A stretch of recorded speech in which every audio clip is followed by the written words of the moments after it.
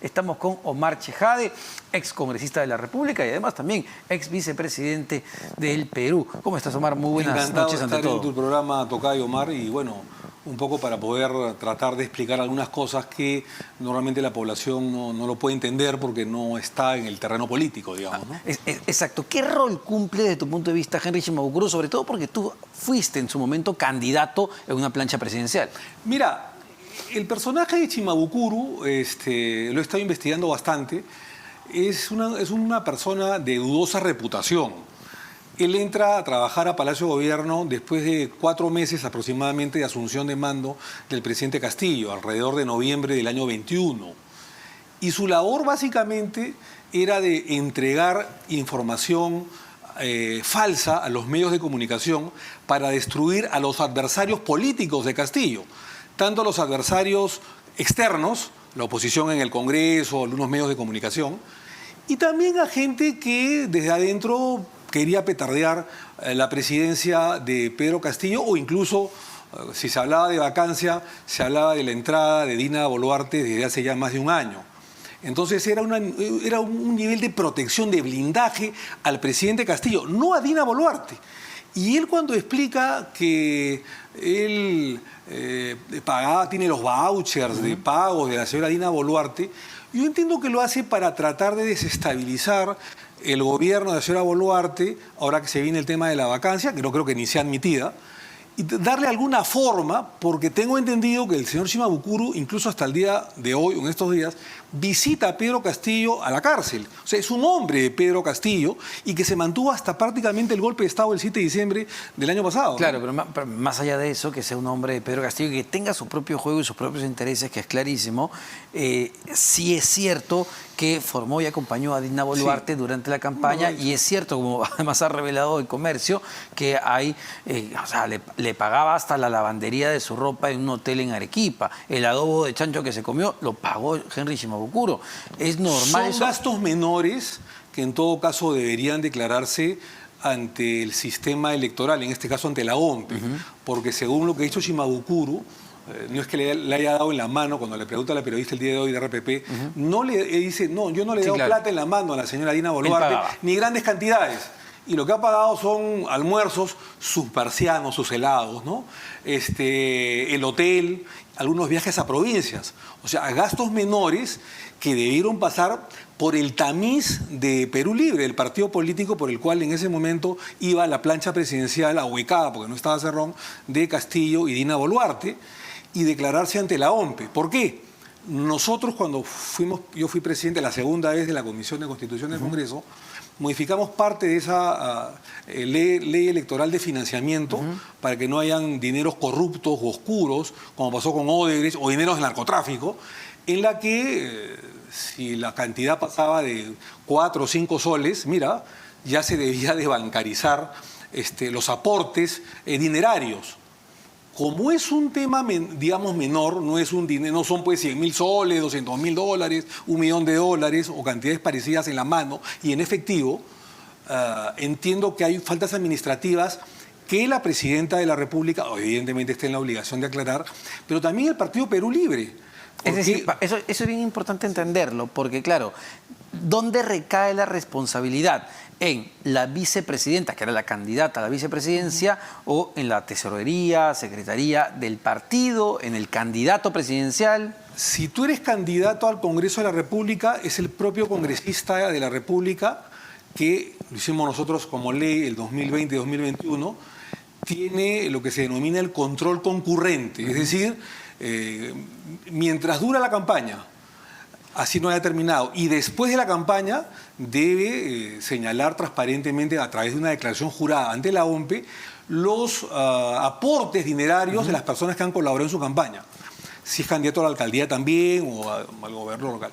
Pero si es candidato a la plancha presidencial, ya estamos hablando del partido político, y en este caso es Perú Libre quien debería declarar los aportes que se hicieron para los candidatos a la plancha presidencial de vicepresidencia y vicepresidencia de la República. Por supuesto que esto no le exonera a la señora Boluarte. Ella debe aclarar en tanto y en cuanto tenga los documentos o pida los documentos de almuerzos, hoteles o viajes o ropa que se pudo haber comprado en plena campaña de segunda vuelta, ¿no? Porque la información que tenemos, Omar, es la siguiente. El fiscal de lavado de activos, Richard Rojas, ha dispuesto incorporar justamente a Pedro Castillo. Vamos a ir con eso en instantes. Pero, a ver, ¿se le puede acusar a Dina Boluarte por lavado de activos? Mira, puede haber una investigación, evidentemente. Eso está bastante claro, ¿no? Pero una cosa es la investigación preliminar y otra cosa es la acusación por parte de un fiscal. Yo, por lo menos en esto, yo no veo lavado de activos. O sea, no es el caso de Humala, por ejemplo, ¿no? En que probadamente recibe en la mano 3 millones de dólares de Odebrecht, ¿no es cierto? Entonces, claro, si tú recibes en la mano 3 millones de dólares y lo guardas y posiblemente no lo utilizas todo en campaña, tú, según la ley de lavado de activos, niegan, ¿no? según la ley de lavado de activos, para que la figura penal se configure como delito, tú tienes que saber que es proveniente de un delito, ya sea corrupción, narcotráfico, lo que fuera, o presumir, dice, o tener la presunción que se trataba de un antecedente delictivo. Si evidentemente una empresa te da 3 millones de dólares en la mano, tú por lo menos tenías que presumir de que venía de un lavado de activos, en este caso de dineros de la corrupción, como así ha sucedido. Claro, pero en el caso, Omar, pero en el caso de temas de el pago del almuerzo, un viaje a provincias que puede costar $200, o el pago del hotel, o temas menores. Te lo digo porque en agosto del 2019 se cambió la ley, ¿no? Sí, se cambió la El ley. financiamiento no declarado ya Pero tiene que haber delito. tiene que haber una proporcionalidad, Omar, una racionalidad. Se hizo eso, evidentemente no lo dice la ley, para temas que presumiblemente proceden de un lavado de activos, ¿no? No necesariamente tienen que ser millones, pero si te están pagando un almuerzo, un café, un viaje de $200 al Cusco, eso tranquilamente puede salir del trabajo de una persona que además funge, creo, de contratista como Shimabukuro. Ahora, él dice que lo hacía por amor al país, que él nunca quiso tener ninguna reciprocidad. Eso es falso, pues, ¿no? Si él estaba entrando a ese círculo, digamos, político importante que estaba por ganar una elección, es obvio que como contratista seguramente quería tener una reciprocidad y hacer negocios con el Estado. Y hoy por hoy, ¿cuál crees que es el juego de Shimabukuro con todo lo que está revelando, que no es poco además con la documentación que está presentando ante el Ministerio Público? Mira, es evidente que hay un tema de vendetta, de venganza contra la presidenta Dina Boluarte. No la estoy defendiendo, pero es bastante claro, yo soy abogado y soy abogado penalista además, y sé perfectamente darme cuenta los juegos políticos de ciertas personas, ¿no? O sea, no es que esté presentando una boleta o un recibo de $500,000 o que haya dicho le he dado en la mano en efectivo 1.000.000 o 100.000 soles. No, está hablando de temas menores. Entonces, el juego político es desacreditar a Dina Boluarte, desestabilizar al gobierno de la señora Boluarte y de su gabinete, y por supuesto que también de alguna manera cobrarse la revancha del golpe de Estado que dio Pedro Castillo el 7 de diciembre del año pasado. ¿No? Sin embargo, no pareciera que tuviesen los votos para ni siquiera aprobar la moción de censura que se va a ver el día jueves. Que normalmente para esa aprobación de la admisión de la vacancia necesitas un promedio de 50 votos aproximadamente. Depende cuántos congresistas estén hábiles, pero es un promedio de 50 votos.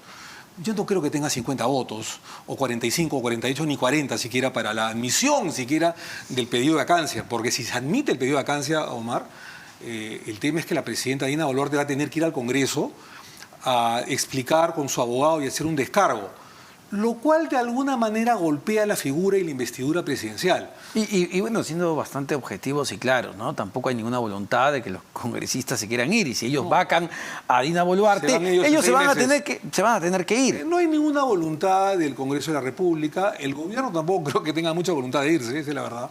Yo ya he cumplido en presentar un proyecto de ley para que las elecciones sean en diciembre de este año o en el próximo año. Ha sido rechazado en la Comisión de Constitución. Pero lo inaudito, que yo lo he criticado, es la actitud que tuvo el presidente de la Comisión de Constitución, el señor Hernando Guerra García. Es decir, ya se había vencido el primer tiempo, que es la primera votación, y habían logrado 93 votos. 93 votos, o sea, 6 más de lo que requiere una votación calificada. Faltaba el segundo tiempo, o sea, la segunda legislatura, para que se volviera a votar. Y yo creo que sí se iba a votar por el año 2024, por el próximo año, que era la fecha más adecuada para hacer algunos cambios electorales y constitucionales. Y el señor, sin ninguna consulta, ninguna bancada, el señor Llano Guerra García, creo que ni consultó a su propia bancada, saca un as bajo la manga y dice, bueno, que las elecciones no sean el próximo año, una reconsideración de lo que ya se votó a favor para que las elecciones sean en diciembre de este año, y todo se vino abajo. Omar, te pido unos instantes, tenemos una información de último minuto, estamos conectados nuevamente a la multiplataforma de RPP Noticias, radio, televisión y los canales digitales. Yo me estaba adelantando un poquito hace un momento. La información es la siguiente: el fiscal de lavado de activos, Richard Rojas, dispuso incorporar a Pedro Castillo, Dina Boluarte y Henry Shimabukuro como investigados en la presunta comisión de delitos de organización criminal y financiamiento prohibido. Castillo Terrones como investigado por el presunto delito de lavado de activos. En el caso, él ya tenía una investigación además, en el caso de Dina Boluarte, la Fiscalía dispuso ampliar nuevos hechos vinculados al delito de lavado de activos, por lo que ella ya viene siendo investigada por esto, y la investigación está vinculada al financiamiento de la campaña electoral de Perú Libre en el 2021. Y aprovechando, Omar, que estás acá en tu calidad de abogado, además, ¿cómo ves? El coordinador de esta área, además, es el fiscal Vela, ¿no? Los fiscales siempre tratan de tener cierto protagonismo, ¿no es cierto? Entonces, se ha visto muchas veces que el fiscal provee una investigación preliminar y luego de 1 año, 2 años lo archiva, ¿no? Si el fiscal me dice que está abriendo una investigación preliminar contra la señora Dina Boluarte por el pago de un chifa o el alojamiento de un hotel o el pasaje o una ropa comprada, yo no creo que eso tenga la mayor sostenibilidad jurídica como para abrir una causa penal contra la señora Dina Boluarte. Si el fiscal me dice, en contrario sensu, de que se está abriendo una investigación preliminar contra Dina Boluarte y los que resultan responsables, Shimabukuro y entre otros, por, digamos, un dinero en efectivo de 200.000 soles, 50.000 soles, 300.000 soles, eso es otro cantar. Pero lo que el día de hoy, por lo menos la información que yo tengo, que ha declarado Shimabukuro, son vouchers de algunos pasajes en la segunda vuelta. Tienes que considerar que la segunda vuelta no son 4 o 5 meses de campaña, sino mes y medio. Sí, claro. Es rapidísimo. Entonces son algunos pasajes, algunos restaurantes, algunos hoteles. Yo no creo que eso califique para un lavado de activos, sinceramente, y mucho menos cuando supuestamente el señor Shimabukuro, que para mí es una persona de dudosa reputación, por supuesto, era un contratista, ¿no? O sea... pero ojo que ya Dina Boluarte tenía justamente una investigación por lavado de activos durante la primera vuelta, porque supuestamente abrió cuentas, me parece que en el BCP, donde recibía... exacto, que venía plata de los dinámicos del centro, de las supuestas coimas que se pagaban en el gobierno regional de Junín. Ese es otro tema. Exacto. Estamos hablando del tema de Shimabukuro. Por el tema de Shimabukuro, yo no creo que haya elementos como para abrir una investigación preliminar, y yo creo que más bien es un protagonismo de la Fiscalía o del fiscal en mención. Si me hablas ya del tema de la caja, que ya manejaba la caja de Cerrón y pagó una reparación civil, eso tendrá que ser investigado. Son temas distintos, ¿ah? Son temas distintos. Ahí podrá haber una investigación. La señora Dina Boluarte en algún momento dijo de que los papeles estaban en regla, lo dijo incluso cuando era vicepresidente de la República. Eso tendrá que ser investigado. Pero si tú me estás hablando de un café, de un marciano, como dice Shimabukuro, de un hotel o de un viaje que puede costar $200, esos son temas menores, ¿no? Y Omar, en el plano político... Y administrativos en todo caso. Y en el plano político es un error tanto para el Ejecutivo, digamos, no presionar por el adelanto de elecciones y ya pensar que se van a quedar hasta el 2026, y también desde el Congreso de la República seguir metiendo este tema bajo la alfombra. Mira, hoy día Jorge del Castillo y el señor Cateriano, que el día de ayer acudieron a Palacio junto con otros ex premieres como Velázquez, entre otros, han dicho que el señor Otárola y el parte del gabinete le han presentado en esa reunión un plan de gobierno con 9 ejes, ¿no es cierto? Y esos 9 ejes se cumplirían por lo menos entre 2 a 3 años. Y ellos, del Castillo y Cateriano, han dicho de que por ese plan de gobierno y por lo que les ha hablado en la conversación el actual premier de la señora Dina Boluarte, ellos pensarían quedarse hasta el 2026, porque no tiene sentido armar un plan de gobierno de 9 ejes para quedarse 6 u 8 meses, sino para quedarse 3 años más o 3 años y pico más. Entonces, creo que eso va a suceder, salvo que exista un escándalo muy grave contra la Presidenta de la República. En este país puede pasar cualquier cosa, y ella misma renuncie y asuma la presidencia según la Constitución el presidente del Congreso, ahí sí tendría que convocarse elecciones, digamos, 9 meses. entre 6 a 9 meses, y serían seguramente el próximo año, y el próximo año habría cambio de gobierno. Pero en tanto y en cuanto la señora Dina Boluarte sea la jefa de Estado, y por el momento creo que así va a ser, creo que las condiciones estarían dadas para que se queden hasta el 2026, porque además, como bien se dijo, no se tendrían los votos para la reforma constitucional, la izquierda no quiere irse, Bueno, gente de la derecha tampoco quiere nadie irse. quiere irse, en realidad. Y mucha gente de los niños tampoco quieren irse, no solamente por un tema económico de gollerías o de poder, sino por un tema de investigación penal o fiscal. Entonces creo yo que hay que ser claros en esto, y si no sucediera nada normal o un escándalo gravísimo contra la señora Boluarte, que no le estamos deseando para nada ese escenario, creo que el gobierno duraría hasta el 2026. Me da la impresión, ¿no? Muchísimas gracias, como siempre. Tocayo. Omar Chejade, ex congresista de la República, ex vicepresidente. Vamos rápidamente a una pausa. Venimos para conversar de temas constitucionales.